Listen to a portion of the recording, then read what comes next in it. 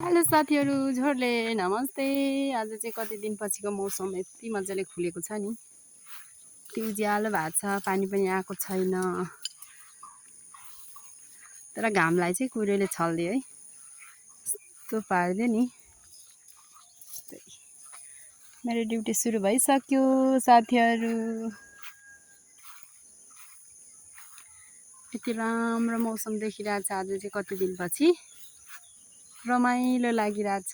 पानी पनि आएको छैन, त्यति धेरै घाम पनि लागेको छैन, एकदम शीतल महसुस भइरहेछ। यहाँ मेरो दुईजना जनताहरू मेरो पछि आउँदैछ। यस्तै छ है मेरो चाहिँ ड्युटी।